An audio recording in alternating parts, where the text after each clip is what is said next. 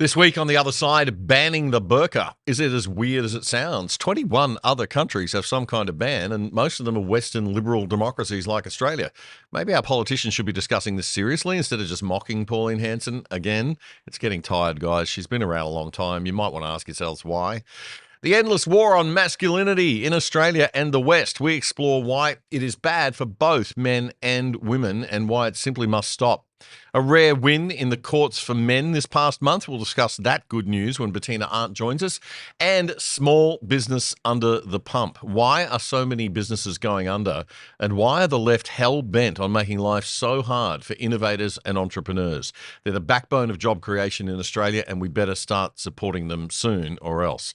Our last show for 2025, and it is an end-of-year mega episode. Let's go.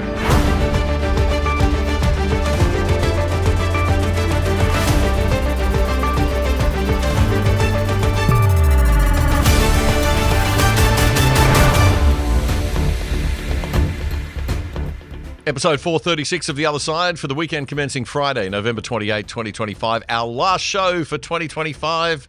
The Other Side is your deep dive on the important issues that matter in Australia and that affect us from around the world from a different non-left-wing perspective. We always declare our bias right up front so you know what lens we're viewing things from.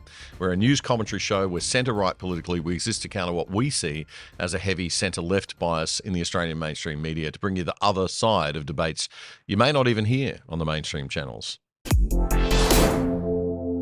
Before we get into the serious news of the week, there may be some cracks of humanity appearing in the cold, dehumanizing, dystopian land of tyrannical woke conformity that is the authoritarian ABC of 2025.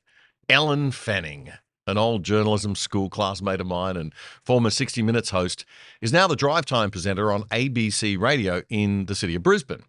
And last week, I nearly drove off the road when she made a statement on air that almost, ever so slightly, suggested that heterosexuality is okay, that human beings are still allowed to have sexual attraction to people of the opposite sex who are objectively beautiful or handsome, and talk about it openly on ABC Radio. Have a listen to this. Hey, this is critical to know before you get home. Robert Irwin, the son of Steve, has won the US version of Dancing with the Stars. My sister said it best. Thank you for changing my life. There you go, Robert Irwin showing all the personality and enthusiasm of the old man with a whole lot more heartthrob. Have you seen those guns? Have you seen those guns? Excellent stuff. At last, the ABC recognises that human beings have sexuality, that it's okay to express it in lighthearted and not too crude ways, and that it's also okay to be heterosexual. I almost drove off the road. You see, we shouldn't condemn Ellen for doing this. We should celebrate it. We shouldn't condemn the shriveled up old woke police at the ABC for their insufferable hypocrisy. We should encourage them and applaud them for this. It's a step in the right direction. Now all we've got to do is get them to accept that straight men also have normal human sexuality, and it's okay to express it publicly sometimes too. When will it be okay for a male ABC news presenter, if you can find one, to go on TV and say something like, Sydney Sweeney has nice jeans? I'm not here to tell you to buy American Eagle jeans. And I definitely won't say that they're the most comfortable jeans I've ever worn. Or that they make your butt look amazing. Sydney Sweeney has very jeans. You see what I did there, right? Yeah, we see what you did there. Not only did Ellen Fanning dare to show normal heterosexual human desire on ABC Radio, brave enough in and of itself, but she's taken a massive leap out of the permitted woke universe and admitted something that left-wing types absolutely hate to admit. Life has hierarchies. There are actually standards of beauty, and some people are nicer to look at than others, objectively. Healthy, fit-looking people are more attractive than slovenly fat ones. Believe me, I know. And it's okay to say that too. Unless you're an insufferably woke American college-educated female from the inner city working for a fashion magazine as a very, very bad interviewer. Remember this little treat that blew up the internet a couple of weeks ago? Is there something that you want to say about the ad itself? The Sydney Sweeney has great jeans. Do you have... The ad spoke for itself. You think the ad spoke for itself? Okay. And the criticism of the content which was basically that maybe specifically in this political climate, like white people shouldn't joke about genetic superiority. Like that was kind of like the criticism, broadly speaking. And since you are talking about this, I just wanted to give you an opportunity to talk about that specifically. I think that when Thanks for the opportunity. I have an issue that I want to speak about, people will hear. Yeah. Sydney Sweeney became a walking meme, a really positive one with that response, and her point-blank refusal to be dragged into the shaming game of the witch hunt left-in forces of identity politics madness. So ABC Radio's Ellen Fanning is also being brave, and we should praise her for it. With a whole lot more heartthrob. Have you seen those guns? Yes, seen those guns. I love it. I'm straight, but yeah, I can objectively agree. And it's okay, Ellen, old pal, to get a little excited looking at them. We're all getting on a bit, so, enjoy, darling. I'm so proud of you tearing off those woke shackles of the ABC. If only some of our other classmates from journalism school in the 80s would also catch up. Meanwhile, on a more serious note, in the Senate this week, which is controlled now by the Greens and Labor, so they can do whatever the hell they like, thanks to our fellow Aussies voting at the last election, the Senate has rejected calls for an inquiry into the ABC's editorial standards. The call was made by another contemporary of mine from ABC Queensland, Liberal Senator Sarah Henderson. She tried to move a motion in the Senate for an inquiry into the ABC for its recent egregious errors that seem to have been overlooked, she says. Senator Henderson told Sky News that although she believed the ABC did some very good work, it was also responsible for some very big failings. She said it wasn't just about bias, but that the ABC has a statutory obligation to make sure that every bit of news and information is accurate as well as impartial. And when there have been failings, the Labor government just turns a blind eye. The Labor and Green-dominated Senate, of course, voted down the motion. I mean, who doesn't love having their own taxpayer-funded $1.2 billion propaganda machine to pump out their side of politics worldview and create a massive barrier to market entry for people like us with a different political view? Speaking of which, last week on the show, we mentioned that we might not be able to continue into 2026 in our current format. We've mentioned in recent shows that we needed to reach a target of 2,000 paying monthly subscribers by the end of 2025 to continue. Last Friday, I said we were at 344 paying subscribers, despite us getting more than 500,000 views a month and being watched by 180,000 different people every month. That's accurate data from Google and YouTube. That's very measurable. So we're very happy and pleased about that, and we thank you. I humbly asked for your support as an indicator of whether you want us to continue next year. In just the past 7 days, I have been completely blown away. Our paying subscriber numbers have jumped by almost 50% to 450. It's still well short of 2,000, but I've been humbled and overwhelmed by the generosity and mostly by the many messages and kind words. Most comments had a common theme. Australia needs a show like this, meaning that people are sick of the left-wing lens of 90% of the mainstream media.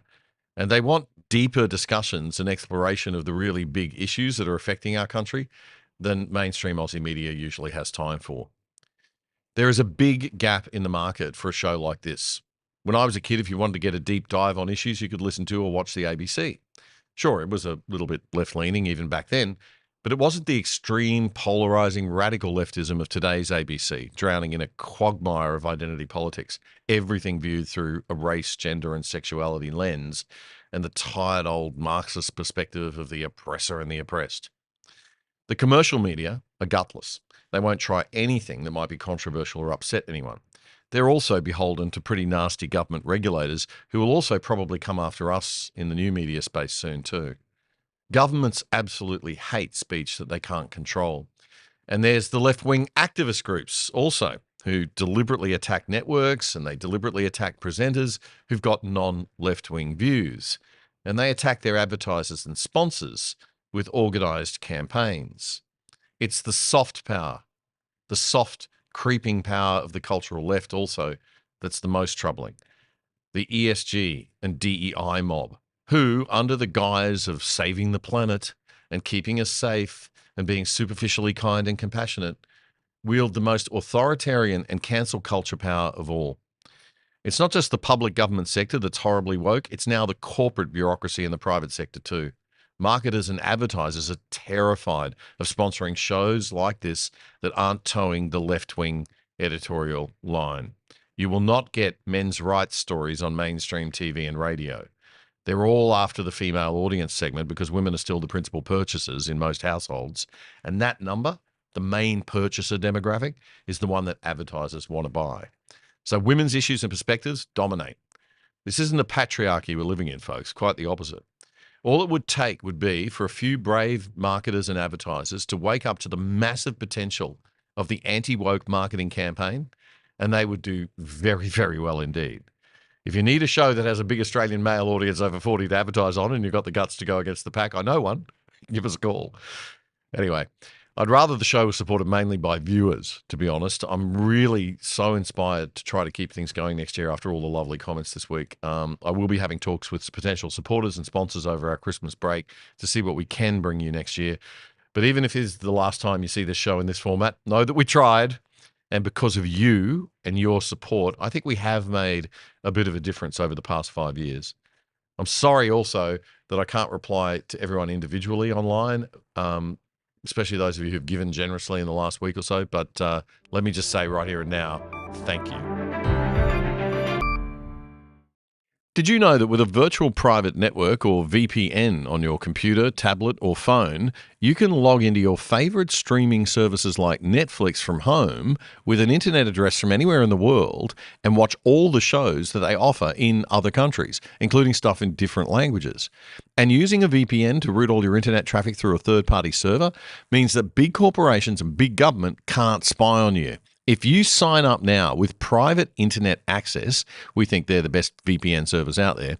As a viewer of the other side, you can get 83% off the price of your subscription and get online for less than $3 a month. Check it out right now. Go to piavpn.com/other side. That's piavpn.com/other side. It's a great service, a rock bottom price, and supporting our sponsor, you are helping to keep the other side going and growing.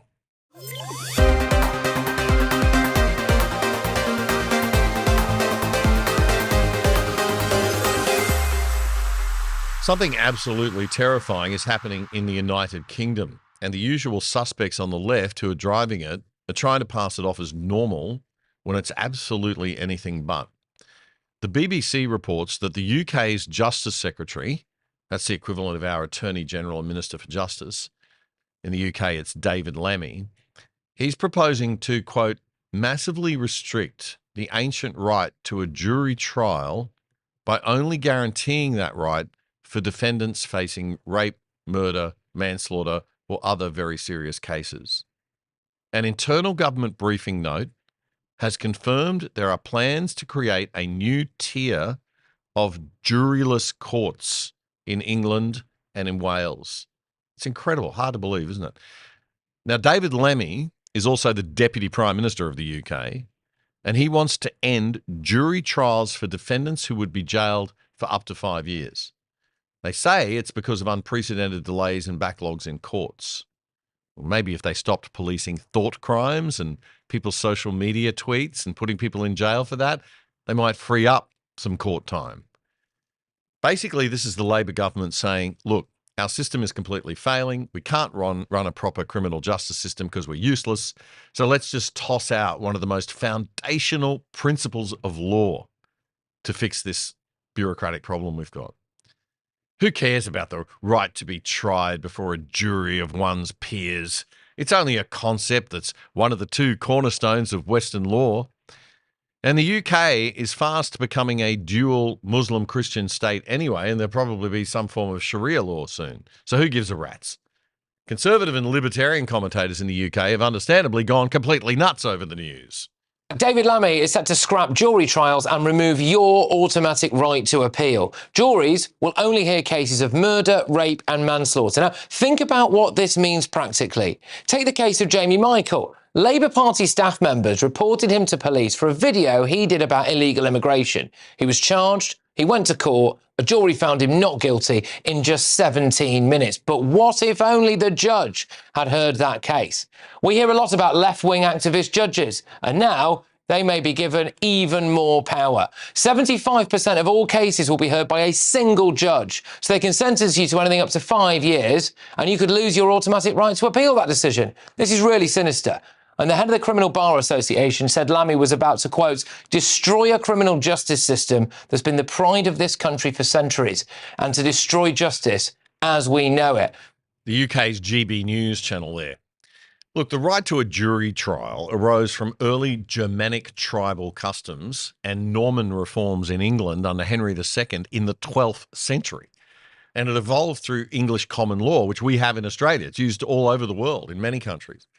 These Western legal traditions historically operated in societies influenced by Judeo-Christian culture.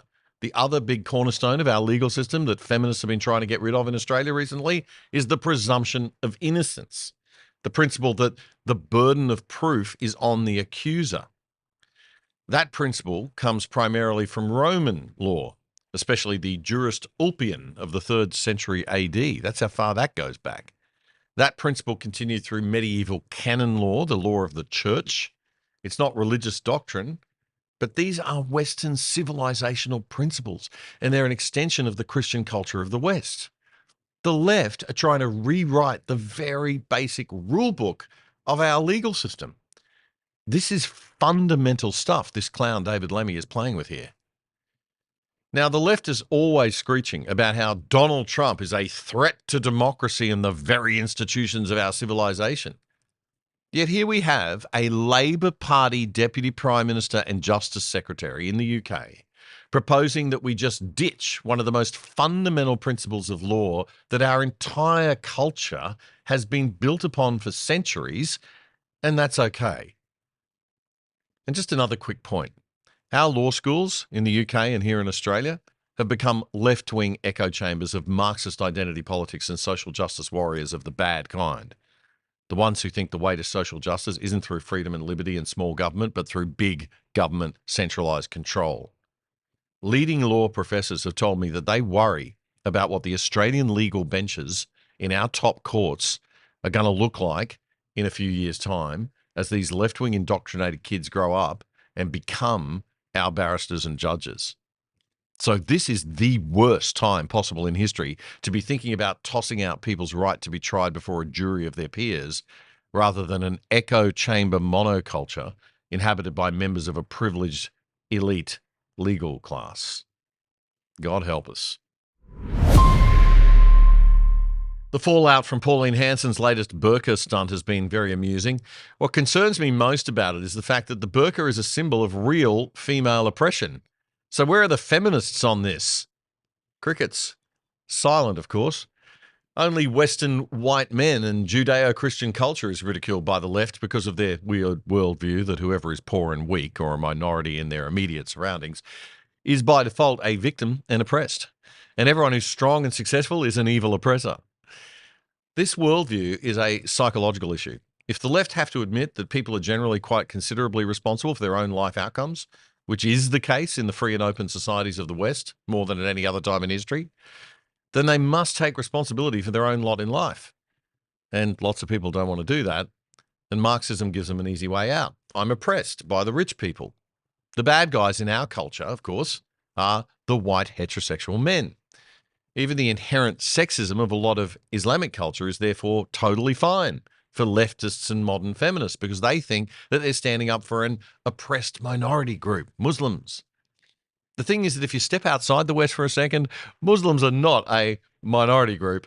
They're not oppressed. And in many countries, the oil states in particular, they are anything but poor. So the left, who carry on about oppression all the time, remain silent on the inherent and obvious oppression symbolized by the burqa and the niqab, the full face coverings. It's a personal choice for Muslim women to wear it, they cry, bending over backwards to justify their double standard. So what's the reality right now? What are the facts? Well, yes, technically and legally in most Muslim majority countries, the burqa or niqab full face covering is optional. Its origin, in fact, was cultural, not religious. It symbolized modesty and high status in the Byzantine Empire, and it still does. But in a lot of places, it now is a religious symbol of Islam. the social pressure is so great that even though it's not legally required, it is very socially required, and women who don't want to wear it are socially forced to. No Muslim countries mandate the burqa or niqab at a national legal level today. Saudi Arabia was among the last, and it removed its covering requirement for foreign women in 2019. And even for local women, the requirement is now just social, not legal. In Taliban-controlled Afghanistan, there was strong social and political enforcement and violent enforcement. And before 2011, parts of northern Nigeria, under some local interpretations of Sharia law, did require it. Now, interestingly, and this will blow you away, many Muslim states now ban the burqa. Oh, yeah. Turkey, Tunisia, Morocco, Kazakhstan, Tajikistan, Uzbekistan, Egypt, Syria, and Algeria have all either complete bans on the burqa or bans in public workplaces. In fact, at least 21 countries ban it to some extent. Across Europe, many states ban the niqab in public places. Countries such as France, Belgium, Denmark, Switzerland, and Austria. You know, it's a very confronting and intimidating form of dress. If not for the wearer, then for many of those who are engaging with the wearer. Apart from the obvious security risks, it's socially disempowering when you're talking to someone and you can't see their face. It gives them a social advantage, a power advantage, which is probably why it's banned in so many places and in so many Muslim countries. So Pauline Hanson is not being racist for suggesting a ban. She's not being disrespectful wearing the burqa in the Senate. She's trying to make a very important point about it. No doubt there's a publicity stunt element to all of this. She has got her new movie coming out. But there's no way that she should have been banned from our Senate for 7 days. That was the political stunt by Penny Wong and co. The Greens' Maureen Faruqi and Senator Payman and Lydia Thorpe all jumping on the outrage bandwagon. Banning the burqa and niqab is not racist. It's not even offensive to Islam. It's banned in many Muslim countries. But what's worse than the usual typical expected outrage from the Green Nutters and the Labour dopes is the pathetic response by the gutless left-leaning Liberals like their leader Susan Lee herself, who criticised Hanson's move, saying it cheapens our parliament. Actually, Susan, what cheapens our parliament is an opposition that doesn't oppose anything. An opposition that doesn't stand up against the ruling elite nonsense. An opposition full of too many career politicians rather than citizens of conviction who want to serve this nation and provide good, true, classical, liberal and conservative opposition. That cheapens not just our parliament, but our entire political system. So rather than a censure motion against Pauline Hanson, which shamefully passed 55 votes to 5, and rather than carrying on with performative dumb outrage, it'd be nice if our uni-party politicians actually debated the damn motion. Because a ban on the burqa is okay by 21 countries, including many Muslim majority countries, so do your damn jobs. SmartKits Australia is a leading supplier of prefabricated home improvement kits, so you can do it yourself, save money and hassle. SmartKits Australia is the easiest way to improve your home and build memories that last forever. Buy online, customize your way, get it built. That's the SmartKits way. Decks, patios, pergolas, flyover roofs, carports, and insulated roofing, all prefabricated, fully engineered, and delivered anywhere in Australia. You can choose from hundreds of pre-designed SmartKits on their website, or you can go custom with SmartKits' in-house design team. Every kit is engineered tough, packed smart, and delivered free anywhere in Australia. And don't worry if you're not so handy. If you need it installed, they can do that too. Their licensed builder network can get you started even faster. It's up to you. So save thousands on your own 100% Australian-made smart kit.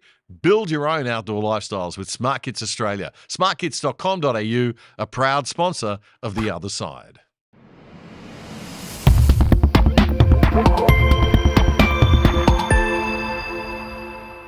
I don't want to say I told you so, but we told you so. All year we've been saying interest rates won't be coming down in a meaningful and consistent way because inflation must continue to rise because of net zero and government overspending, borrowing and money printing. You don't need to be Nostradamus or have a PhD in economics to predict that. And what do you know? Inflation is up again. Thank you, Albo. Thank you, Jimbo. Prices are up 3.8% year on year for the October quarter. There was zero chance of another interest rate cut this year. Now there's double zero chance. And they're talking about the fact they could even go up in the next 6 months, interest rates. Socialism doesn't work, folks. Who knew? not just about everybody, but we keep voting for it because it sounds nice. And reining in spending and cutting public service jobs and services sounds mean. But when responsible dad says, hey kids, we can't afford all this free stuff, it actually sometimes pays to listen. Although in a country whose culture and decision-making is dominated by left-wing people and mostly women these days, supported by a bunch of very woke men and quite young and inexperienced ones at that, there's no chance we'll get out of this mess anytime soon, probably. There are about 2.7 million actively trading businesses in Australia. 2.7 million. And of those, roughly 97% have fewer than 20 employees and are classified as small businesses. 99% fall into the SME, small and medium enterprise category. They've got fewer than 200 employees.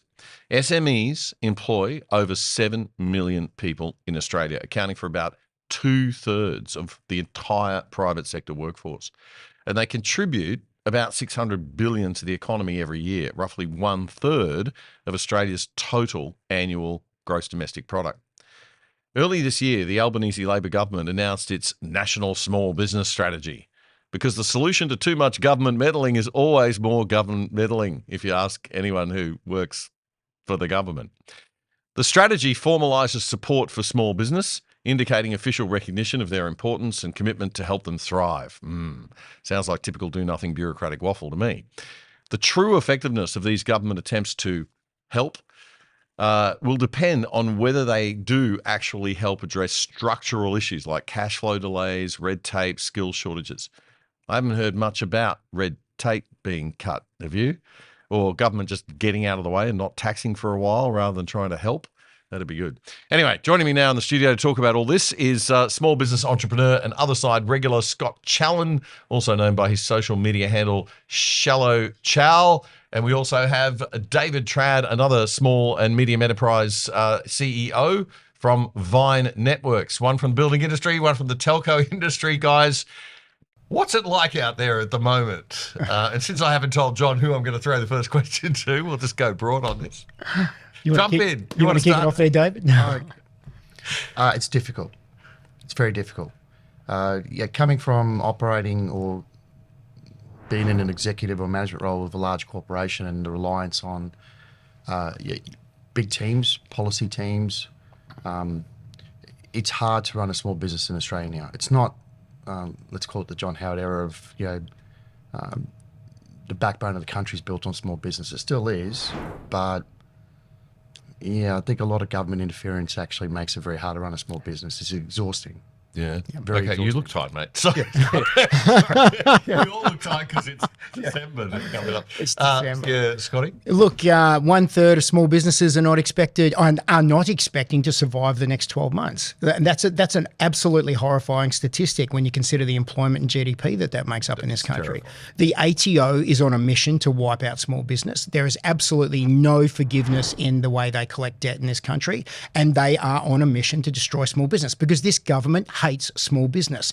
Successive governments have done nothing to support small business in this country, and it is on their knees right now. Well, even the Liberals, right? I mean, they were the party of small business, but they seem to have strayed away from that a little bit. But that's been nostalgic. We're talking about 15 years plus is the last time that a Liberal Conservative government actually looked to small business to hold the backbone of the country up. So that's a long time ago. It's not the case now. We've just covered all the numbers. I mean, we need small business. This is the backbone of Australia, as they say. So where do we go from here? Well, you're buggered without it. Look, I've had a business for 17 years. It's never been harder, Damien. Every single year, regulation, insurances, taxes, HR compliance, all of it continues to layer on, even and make it even more difficult to trade. Margins are getting skinnier and skinnier. We've seen massive shortages in materials in my industry, increasing price pressures constantly. We talk about a 3.8% inflation rate. Everyone in the building industry knows it's somewhere between 8 and 12. Yeah. That's a fact. And they just paper over it and pretend it's not happening. Look, I'm at the coalface of the industry that's probably collapsing the hardest in this country. Second only, followed only by transport in this country, which is collapsing, almost as quick. Massive transport companies collapsing in the last couple of weeks, putting even more pressure on pricing and supply in this country. Just that's look not at going the to amount change. of civil and construction businesses that are closed up in the last 18 months. Yep. It's a spectacular failure in that industry space. Like it's the employment, the contractors that lose their job and then they have to go find other contract work. And it's not that easy just to pick up after that when that happens. But the amount of civil and construction companies in the last 18 months, that covers a broad range, not just us in the telco space that does a lot of civil works, but in the building and construction industry. And we noticed the concentration back to the larger ones who can afford to weather that storm because they've got big policy teams that can manage all the red tape and the layering of all the regulatory processes that you have to jump through. Why aren't we seeing unemployment go up, though, if this is the case? Government is soaking up those jobs. 53% of Australians now are employed by the government at some form of level. Right. That's just ridiculous. Well, the But horrifying it's past statistic tipping I heard last week was 9 out of 10 new jobs created in Australia are in government. 9 out of 10. So what the government's doing is unsustainable. it's fudging the numbers by putting so much money into government employees right now that just soaking up anyone who fails in business and then basically going to work for the government. That's what's happening. But that's competing with all industries on every vertical, right? It's when you've got the government competing with the open market by absorbing that level of employment, you can just go and create whatever numbers you want then. Well, it's like it's in my industry, it's like the ABC. Everyone talks about, the ABC's biased, the ABC's off charter, the ABC needs to be structured, the ABC. What they don't talk about is the fact that the ABC is a massive competitive barrier to entry for companies like ours. So trying to get started in small media in Australia, independent media in Australia, when you're competing against a monster that doesn't need to run ads. Yeah, and how can you compete against a show that doesn't run ads? Yeah, and it's a propaganda arm for the government. Well, and that should have been structured in the last Conservative government. Well, rectified the last it should have Conservative been fixed government. the day after. But the government's soaking up all of these jobs. I mean, that those people are more likely to vote for this government. But that's the fact. then we get the cycle, which we're in now. So we've got 2.6 million, I think, public servants in Australia. So we've only got a national workforce of 10 million. That's out of two. Yeah. So out of 27 million is that people. across all? That's all levels. So that's all 3 levels, right? So it's 2.6. State is the biggest, obviously, because we have a lot of frontline public servants, which you need. Yeah. But there's a lot of bureaucrats in that 2.6 million. So we've got a total workforce out of 27 million people of only 10 million people, and 2.6 million are working for the government, more than a quarter. So that is scary, right? This is really scary stuff, and then it becomes difficult for the private sector, especially small business, not so much the corporates, but small business, to compete and pay government level wages and give government level standards. So all the good talent goes to the government. Yeah, once upon a time, the government used to be a bad payer with great perks, right? Now it's one of the highest payers with great perks as well. Yep. So we just can't compete against that. You can't match it. No, not even close. You can't. Which brings me to industrial relations. Tell me a little bit about what it's like now, because I'm frightened about the fact I hear so many small business people saying to me all the time, I can't hire, I don't want to hire, I don't want to grow my business, there's no incentive to grow, there's no incentive to create jobs, you get punished for hiring. It's the same chorus, we're all singing off the same hymn sheet. We call it the 70-30 split. 70% of the industrial relations laws, or that which is controlled by Fair Work Australia, is in favour of the employee all the time. It's very difficult to hire someone now because if they're a bad egg, and they could be a bad actor, they operate in bad faith inside your business, removing them is extremely difficult. If you don't have a law firm or in-house legal counsel to protect you and run that process, you're going to struggle. But unions seem to forget, and people seem to forget on the left-wing side of politics, that when you introduce something to protect an employee, you're also creating a little bit of a disincentive for an employer to hire or to create a job. Well, because it costs you more to exit someone than it does to hire someone.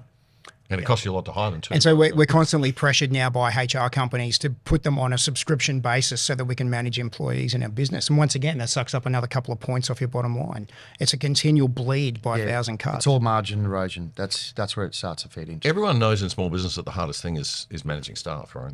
Managing staff is massive. I mean, that's why most small businesses try to stay small. They don't want to, go to that next level because it's just way too hard with people these days. And something, we spoke about this off camera, but something shifted in people when it comes to employing in this country after 2020. I think we were saying, like I was suggesting that COVID broke the mental psyche in Australia pretty bad.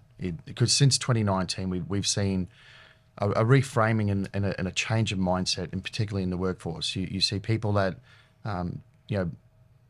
you take them on full time, they want to work from home, but then you see productivity take a nosedive, and that hurts any small business. Like you want to be fair, and you want to be as equitable as possible with your employees, but when it starts to hurt the business and you don't have any way around it because the way the regulation is now framed in Australia, It makes it very hard for any business leader to act in the best interest of its entity because of all the regulation that gets pounded on and layered on.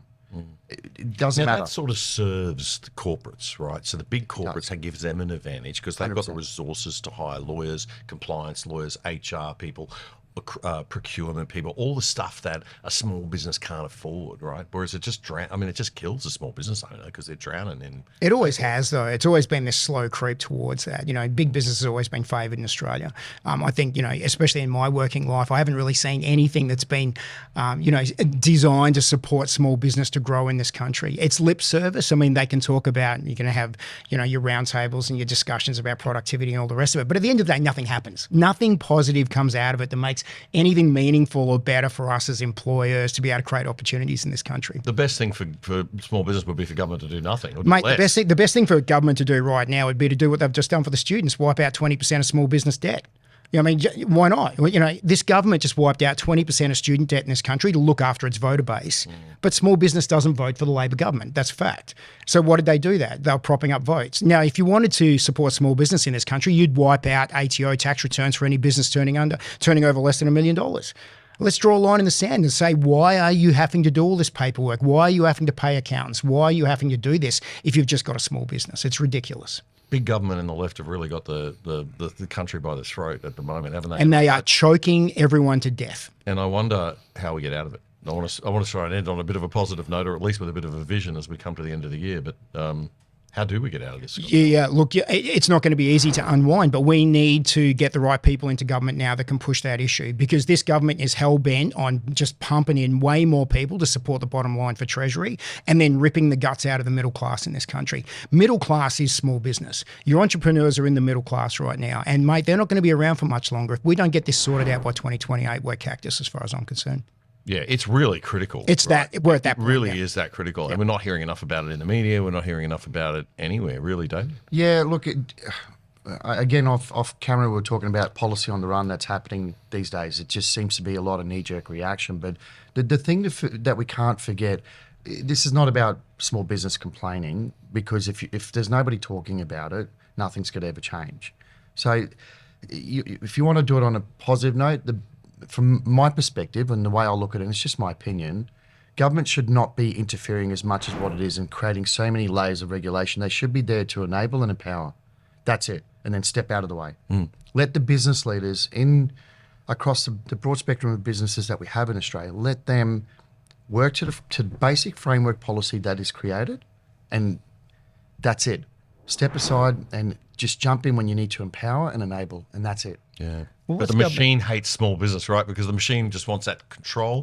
Big corporations want that centralisation of control.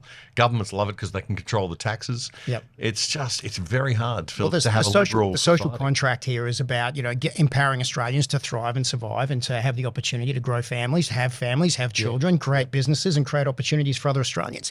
That's been completely torn up. Can we just pause on that for a minute? I want you to repeat that. The social contract, because you can do all you want to do. You can be a totalitarian, authoritarian, left-wing, stomping, government. But at the end of the day, the reality is there's a social contract. There's human beings won't play. Well, the social contract. Just say that again. The social contract, that's our unwritten agreement between us and the governments at all levels, that they give us the opportunity to thrive, survive, have families, have houses, grow a business if we want to, and create opportunities for other Australians. They have torn the social contract up since 2020. And look, I sound like a bit of a broken record on this, but the agreement is that they give us those opportunities and we agree not to lynch them. That's how it's meant to work. That is the evolution of human history and governments. And at the moment, they aren't giving us any opportunity to thrive and survive. So at what point, and I'm not going to advocate for this, does the lynching start? Because I've got to tell you, there's a lot of people out there now that are hurting, mate. I'm scared because you're seeing it online. I'm seeing it online. You're probably seeing it online too, mate. These young boys and young men and who are kind of like, well, I've got a family now. I've got 2 babies. I've got a wife. I want to have a normal, where's my house? Where's my normal reward for the normal effort I'm putting in? Yep. And it's not there. And mate, look, they feel like they don't belong in their own country. They have no stake here. They don't have any future here, and they're being pushed out to the fringes. And that's what's happening. And look, it's being done by design. I do believe this government has an agenda at play here to gut the middle class and to wipe out Australian men. Yeah. That's pretty brutal heavy, words. isn't Get on to Scott Shallow Chow. Shallow Chow online. Hey, it's the last episode. We're going to be spicy, aren't we? We're going crazy. Guys, thanks very much for coming on. Really, really, really appreciate it. Hopefully we'll have more time next year and we'll be back next year, I hope. Thanks a lot for your support this year.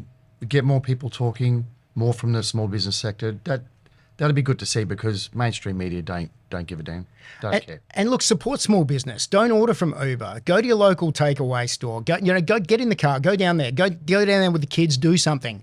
Don't just support the giant behemoths and mega corporations here that pay no tax in Australia. They're not owned by Australians. They pay no tax here. They offshore all their profits. Support Australian small business. Yeah, 100%. great message to end for Christmas, right? Since we're spending a lot of Christmas time, we can spend it in the right way and support small business, create more jobs for everyone. Thanks, guys. Have a great Christmas. Thank you, Dan. Likewise.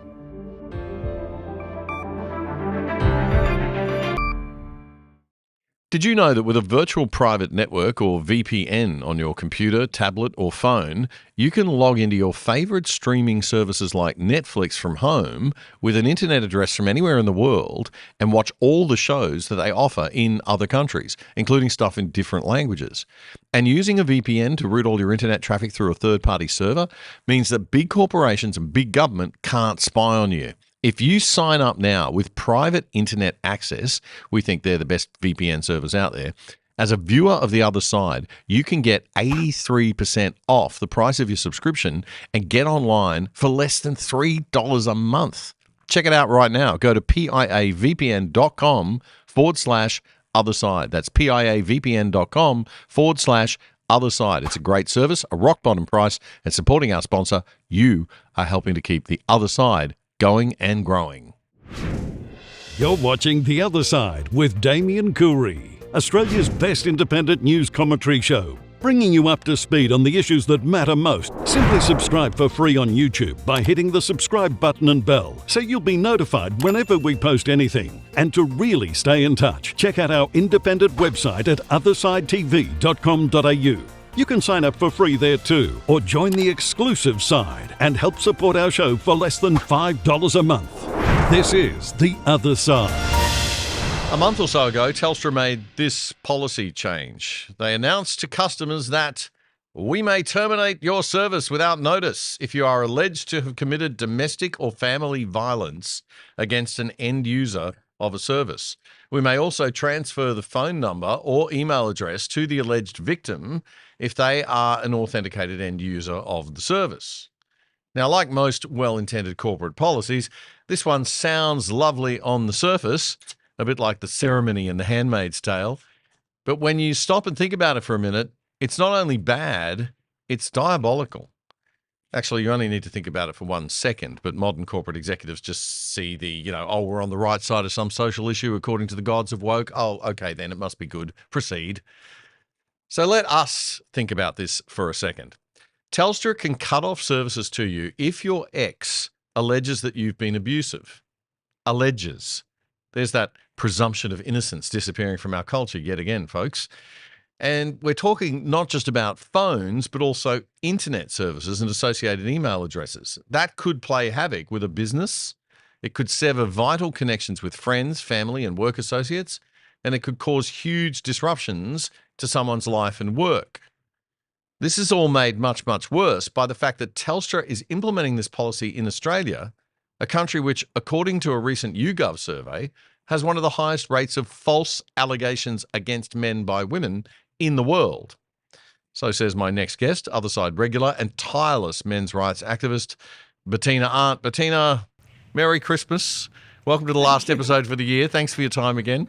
Nice to be here, Damien. Now, for a bit of good news for a change, for Christmas time, you've got a little bit of a positive update on this story, I understand. Yes. Well, when we heard about this, naturally we were outraged. And so I mobilised the Arndt Army, which is my group of followers, supporters, and we put together a letter carefully explaining everything that was wrong with this policy and asking why on earth they wanted to jeopardise the welfare of a significant portion of their customers through this sort of policy. And so we put together the draft letter, and they sent them out, and within a week Telstra's back down, which is just amazing for us. Fantastic. We Well, that's very rarely get wins, so this is extremely exciting. That's great news. Well, congratulations on that. Good to hear a campaign working for men for a change. But let's just boil this down. I mean, obviously, there is a need for safety and security for victims of domestic violence. And I think Telstra originally said that this was not them. It was the scary regulator that we all worry about, the Australian Communications and Media Authority, ACMA, who control everything. So ACMA had told Telstra that they needed to do this, but that's not quite right.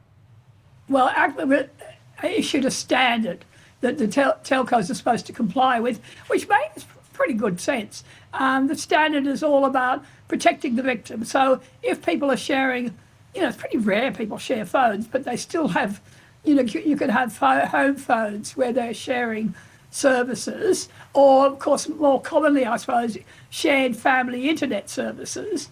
And the idea is if for instance, we have a nasty bullying abuser who's using those services to bully, the victim, the idea is we'll protect her, we'll give her our own services, we'll cut her off from the perpetrator. And that's sort of fair enough, I think. Good. And that's circumstances, nothing with that at all. The problems, so that's the standard. But Telstra went one step further, which is this punitive policy against alleged perpetrators.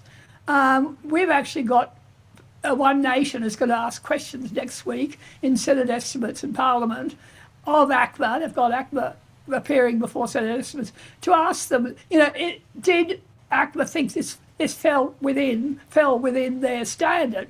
I would say they'd probably say no, it's taking a significant step further. One of the interesting things is ACMA says you're not allowed to question the alleged victim about her evidence. Okay? So she could just allege that she's a victim and disguise, or someone's a perpetrator, and we're not allowed to question her. So how on earth do we begin to have a fair assessment of this whole situation? Well, again, it's this loss of the presumption of innocence, which is a serious problem in our society. We'll be talking about that this week.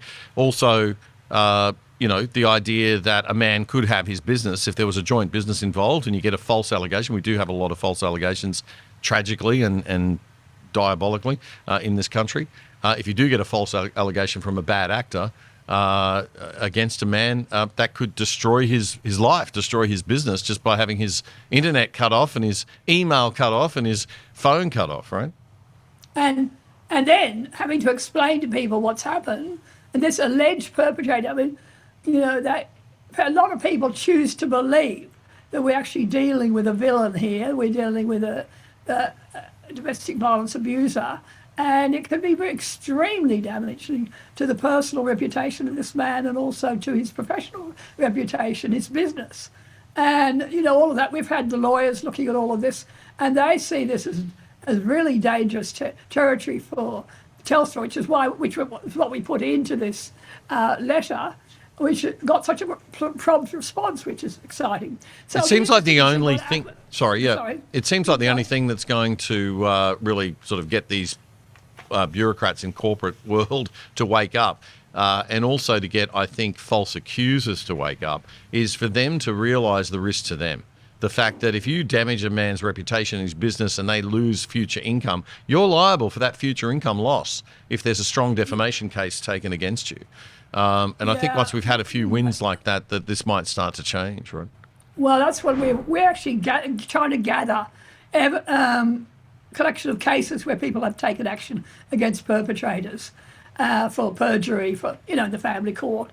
I mean, this sort of case when they've damaged someone's reputation, and also action against police in domestic violence cases and so on. We need to not only take that sort of action, but pull it all together and say to people, this is what we have to be doing. We have to fight back in these sorts of cases. Now, Telstra itself is becoming very, very woke, increasingly woke. I understand that they're aiming I couldn't believe this when you told me yesterday. I had to go look it up, and it was sure enough, it's true. They are aiming for a 40-40-20 target. 40-40-20 target for their executive leadership teams. loved it. I mean, I'm one of these people. I don't like targets for gender balance between men and women, but I do accept that, if you're falling below 20% or 25%, maybe you need to have a think about how balanced you are. Certainly, it shouldn't be more than 25 or 30% maximum that's required in any company for any particular gender leaning, because different companies have different interests and different people have different interests and different genders have different interests. But this idea for Telstra goes one step hideously further. They want 40% women, 40% men, and 20% any other gender. I know. What does that mean? I mean, it means that Telstra has gone off their rocker. I mean, utterly nonsensical stuff and dangerous thinking, ideological thinking, which is a real worry from one of our leading companies.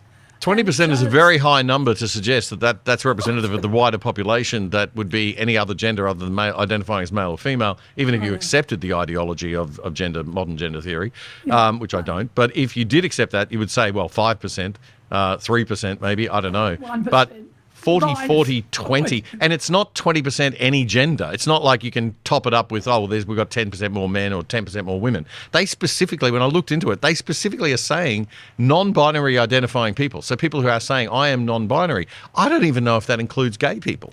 Is that because, it's a sexuality versus gender question then, right? So what does it mean? 20% any other gender? I know. 40, 20. We have to realise it's not just Telstra. I mean, this is all our big companies have been captured, have been taken over by absurd ideology, and this particular policy in relation to Telstra accounts. Last year, there are other policies in other situations which are just as damaging. I talked with you last year about debanking and the banks, lining up to take the financial accounts from people who are alleged to be perpetrators of financial abuse. There's a whole list I found. Employment, they've got policies where employers can suspend the employment of alleged perpetrators if for instance, there's some problem with the domestic violence orders and the potential for the man's business engagement in the business to contravene aspects of that orders, whatever it is. There's also similar policies in housing and tenancy where alleged perpetrators can be evicted from shared tenancies. God. It just goes on and on, doesn't it? And it's not, this is the thing we talk about a lot on the show, is that the woke infiltration of government and the self-expansion of government is one problem in our country. But this infiltration of this stuff into large corporations and large businesses is squeezing out small businesses. It's tough. It's really getting quite insane. Bettina, thank you for all the work you do. Thank you for being such a big supporter of the other side all through our 5-year history. We're seeing about whether we're going to be coming back next year in some form or another. I hope we are. We're asking people to click on that join button and give us a signal by committing to donate a few dollars a month to the show so that we can plan for next year and hopefully come back in some form. But if we do come back in some form, I really hope you'll very much continue to be a big part of our show. Well, you've done a wonderful job, Damien, and I so hope you can continue. It's very frustrating when excellent media such as yours, it can't be supported because all the money goes to the other side. the other side. Yeah. The other side. But thank you for having me so often on the show. It's a pleasure. We'll keep in touch.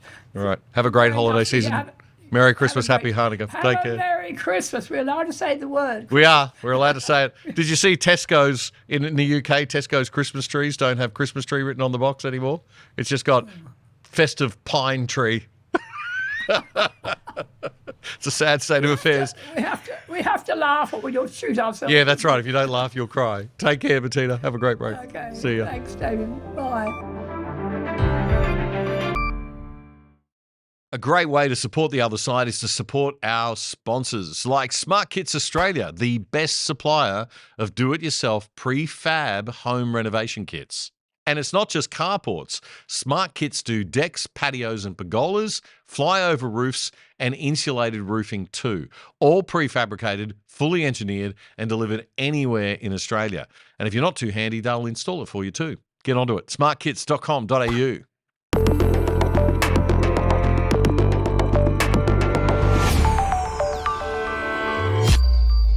It was International Men's Day on the 19th. Don't be surprised if you missed it. Unlike International Women's Day, International Men's Day isn't being pumped out by the media and HR departments and schools and universities and everywhere you turn.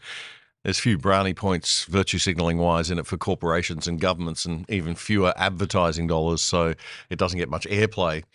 Now, here's a great Christmas gift book idea for the favourite feminist in your life. Nothing like getting those political conversations going at family Christmas gatherings for a hoot of a day. But seriously, this is a very important book. It's one that I think every man should read, and certainly every woman who's been exposed to modern feminist theory with no wider context, which is just about everyone in Australia these days.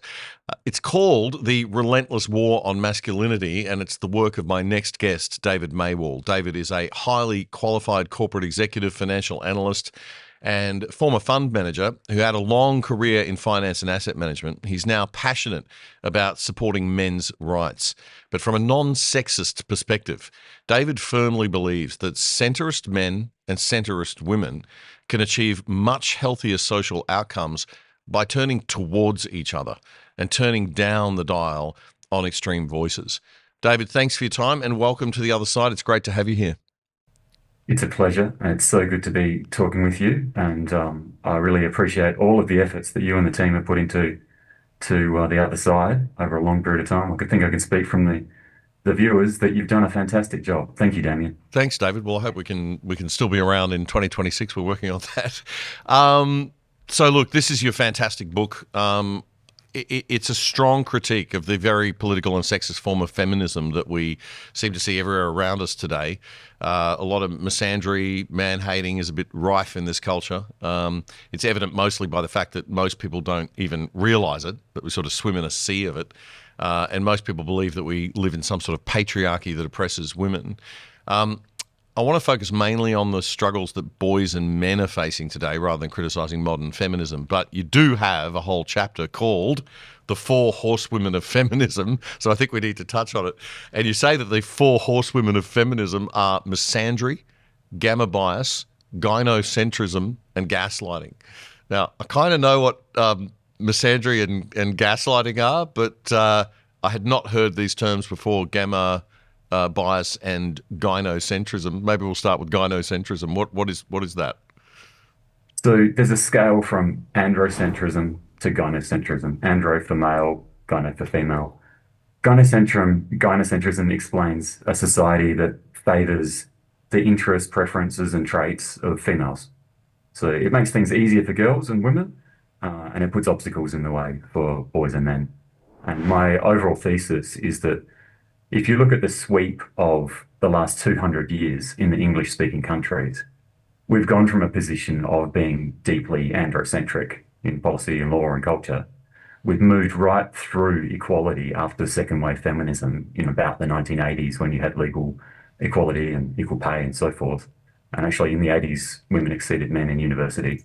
And then for the last 40 years, what we've gone into is firstly cultural gynocentrism, so preferences and identity politics, where women are advanced and there's affirmative action, which becomes almost permanent. Yes, I mean, yeah. Just stop. where we are right now, right, I guess. Yeah, and so in the last, 10, 15, 20 years, that cultural gynocentrism has morphed into an institutional gynocentrism. So you've had appointments to boards in the executives, promotion of female executives, you've had mission statements crafted around female empowerment, and you've had laws changed which specifically result in detriment to males and advantage to females. So in the sense of those preferences being locked into institutions and laws.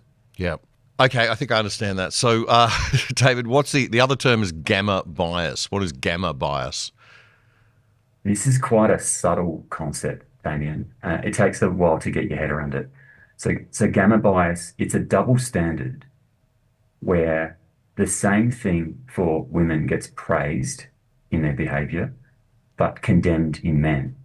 So, for example, a woman who's working full-time or committing herself to a career while she's got children gets praised for her ambition and her drive and her involvement in the economy. Whereas a man who puts in commensurate effort gets criticized because he's neglecting his children and wife. The concept is that there's a consistent asymmetry in how we interpret behaviors and actions, depending on whether it's a female protagonist or a male protagonist. So there's an amplification of good in females, and there's a diminution of good in males. Once you get your head around this concept and you start observing the world around you, the comments in conversation, the media, once you get this, you see these four horsewomen absolutely everywhere. But David, can I just jump in there? I think we had a good example of gamma bias at the beginning of the show today. We had a segment on an ABC radio female presenter talking about Robert Irwin's biceps and saying, check out those guns or something to that effect, right? And I was making the point that, well, it's nice that the ABC is actually acknowledging that human beings have a degree of sexuality and that heterosexual normal attraction is not an evil thing. That's okay for a woman to say, hey, he's got nice guns, and we can observe beauty in other people and we can have beauty standards and hierarchies and all those things that the left hate. So that's a step in the right direction. But it's interesting that would be looked at as being, a liberating thing for, a strong woman saying something, being sex positive or whatever the young would call it. But for a man to say something like that, it'd be taken off the ABC immediately. So is that sort of the sort of thing you're talking about?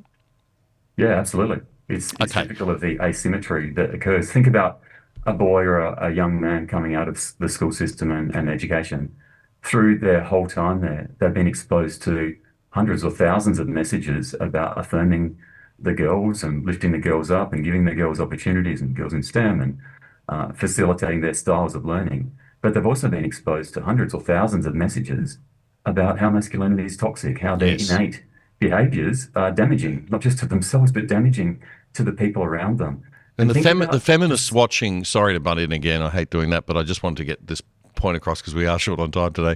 But the women feminists would say that there was gamma bias, right, in the old days, where if a woman was assertive, she'd be called bullying or pushy, whereas if a man's assertive, they say, oh, he's strong and that's the same thing, right? It's the same effect.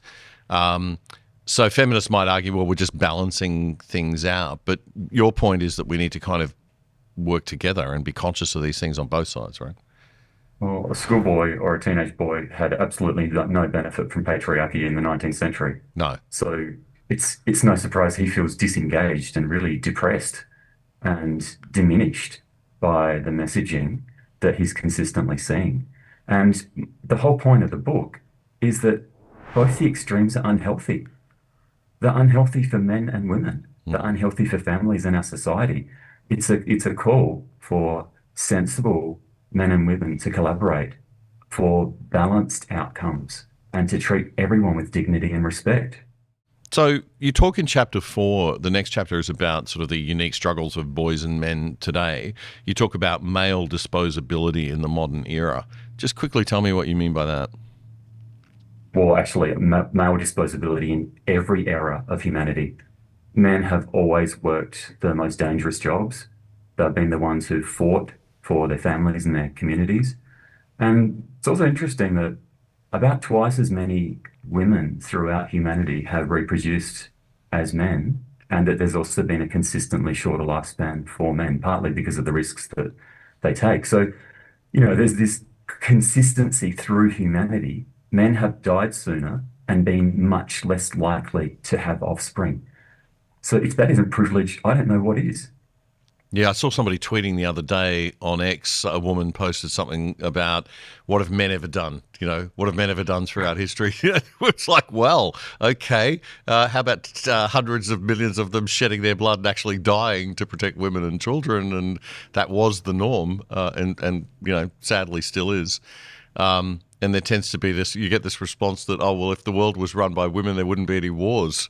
I laugh. I think you've not worked in a corporation that's been run by more than one woman. You've got 4 or 5 women at the top. It's pretty scary what they'll do to each other, let alone everybody else. I'm not saying they're worse than men. I'm just saying they're just as bad.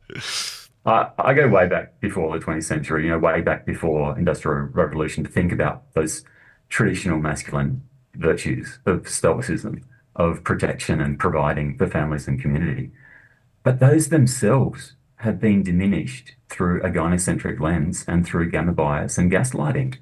So that the innate virtues that men and fathers bring to society and to their families have been denigrated and undermined. And that's what I think is eating up young guys so much. They have this drive, they're fueled with testosterone, they want to have families, they want to have purpose in their lives. And that's been undermined and gaslit ever since they were born. I'm scared about where young men are at right now in Australia. I think that we've got a pretty dangerous situation where we're seeing a bit of a backlash, and then you're getting young men influenced by the wrong types of masculinity influences. People with very shallow, materialistic perceptions like Andrew Tate.